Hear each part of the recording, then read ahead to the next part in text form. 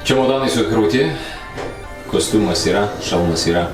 Važiuojam į žurnalistų kartingų varžybas. Važiuojam į plytinės kartodromą, ten mūsų laukia varžybėlės. Tai spėju bus kokie nors praktinis važiavimas, kvalifikacija ir tada kažkokie tai biskitiniai važiavimai. Labai nekantrauju dalyvauti, žiūrėsim, kiekgi dalyvių susirinks, bet turėtų būti įdomu. Pasiėmiau lenktyninę kombizoną, bet, žinai, dabar tas momentas, kad šiaip šilta. Važiuosim su pramoginiais kartingais. Ir aš nebūsiu tas, tipo, vienintelis užsidėjęs kombizoną. Būsiu vienintelis toks.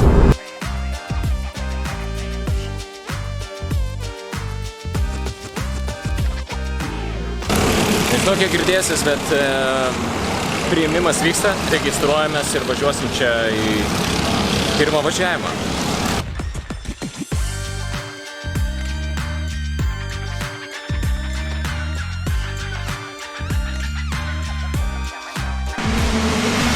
Dėkoju Lietuvos kartingų federacijai už pakvietimą, surinko žurnalistus ir visuomenininkus. Mūsų nebuvo daug, bet tikrai labai smagu dalyvauti tokiuose pramoginio tipo simbolinėse, tačiau taip pat trofėjų vertose varžybose.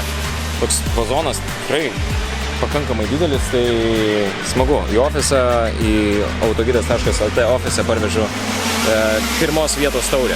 Tai be galo svarbu. Dabar galvosit, o kodėl tu čia tarp miško, tarp gėlių stovi, tai šiandien tikrai karšta, o dabar išlipus iš kartingo tikrai norisi ieškoti pavėsio. Tai jo, Augmenijos atokiame kampelyje įsikūrė prieš 57 metus plytinės kartodromas.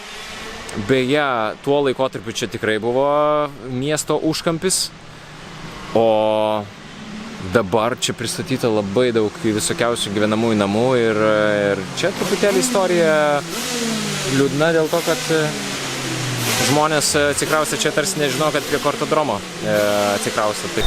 Na, pirmoji eilė šnekant apie Lietuvos kartingo čempionatą, tai šie metai tokia yra naujovė, mes jau ne pirmi metai stengiamės, kad Lietuvos sportininkai varžytųsi technika ir formatu tuo pačiu, kas yra Europoje, pasaulyje, tai yra tarptautinės klasės ir pati technika pas mus jau keli metai yra tokia pati atitinkamose amžiaus kategorijose, bet buvo formatas šiek tiek kitoks, buvo trumpesnis lyginant su Europos čempionatais. Tai šiemet yra naujovė, kad renginys eina per 2 dienas ir kiekvienas sportininkas gano daugiau kovų, daugiau kilometrų, daugiau atrankinių varžybų, kad ir mažiau atsitiktinumų būtų ir išiškėtų jo ten ir meistriškumas ir galbūt atsities nuo klaidos. Tai vat, šių metų pagrindinė naujovė yra tokia. Na, o dar tik antras etapas, aišku, mes dabar stengiamės, kad kiekvienas etapas būtų vis geresnis, tai reiškia ir live transliaciją darom, kad galėtų ir ten tėvai ir gali pažiūrėti ir sėdėdami namuose. Tai tiek būtų kertinis dalykas apie Lietuvos kartingo čempionatą. Jeigu šnekėt apie kartodromą, na taip, plytinės jis yra galbūt išskirtinis, nes jis yra seniausias kartodromas Lietuvoje, minintis 57 metus jau. Bet mes turime ir kitų kartodromų Lietuvoje ir turbūt šiai dienai čia yra stipriausia bazė, tai pavadinkim visko, visą kitą mes turim galvos skausmą, nes, reiškia, šnekant apie kartingų lenktynės, kaip tokias, tai nėra tik profesionalus sportas, yra ir vaikų užimtumas, ir vaikų buvimas kartu su tėvais, ir saugus eismas. Ir dauguma kartodromų Lietuvos yra ant ribos, eksploatacijos galimybės ribos. Šiai dienai turbūt šauktukas numeris 1 yra Smalininkų kartodromas, kur tiek nedaug reikia tik tai uždėti naują dangą, bet praktiškai visi Lietuvos kartodromai yra vienaip ar kitaip sueina į švietimo ministeriją ir tikrai ieškosime sprendinių, kaip tas bazės atnaujinti. Tai čia turbūt mūsų numeris 1 yra užduotis per artimiausius porą metų. Aš einu paklaust, ką sportininkai ir sportininkų tėveliai vairuoja. būtų autogidė šitie ratai, paimčiau iš karto. Kokia yra tavo svajonių mašina? Toyota Supra. Geras atsakymas, irgi savo. Gerai, o tavo kokia nauja? Kokia mėgstamiausia svajonių mašina?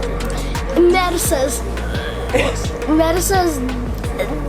Nežinau jokių Mercedes, bet žinau, kad Mercedes. Svarbiausia Mercedes, gražiai.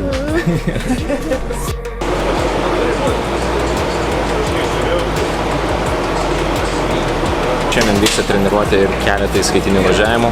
Tai matote gausios komandos, kaip tik vyksta briefingas ir čia yra gausiausia komanda Lietuvos kartingų federacijos čempionate.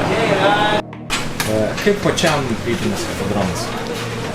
Jisai vienas įdomiausių Lietuvoje dėl labai trumpos trasos. Gaunasi, kad labai daug ratų tenka apvažiuoti ir fiziškai sunku ir konfiguracija įdomi iš tiesų. Viena įdomesnių Lietuvos trasų. Kaip sportininkas, ką pats vairuoji ir kokia yra tavo svajonių mašina?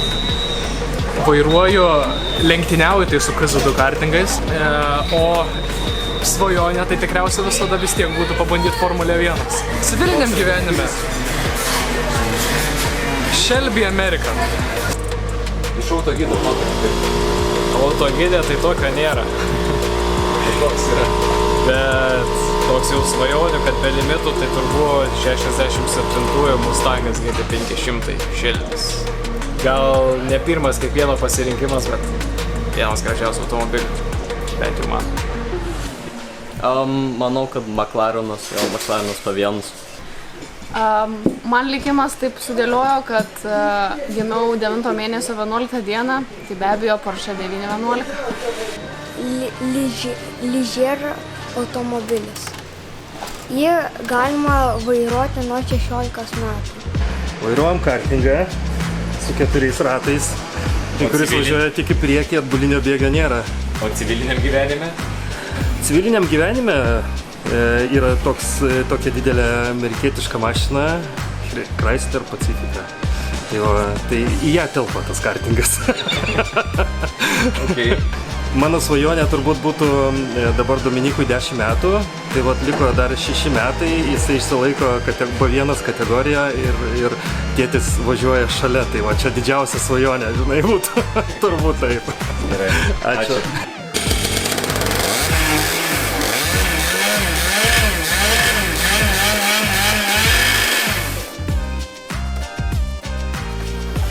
Galėjau filmuoti, kai pats važiavau varžybose, bet žurnalistų kartingo varžybos prieš plytinės antrąjį Lietuvos kartingo čempionato etapą visai fun. Pirmą kartą plytinės kartodrome, tai nežinau, ko tikėtis, bet pasisekė geriau negu tikėjausi.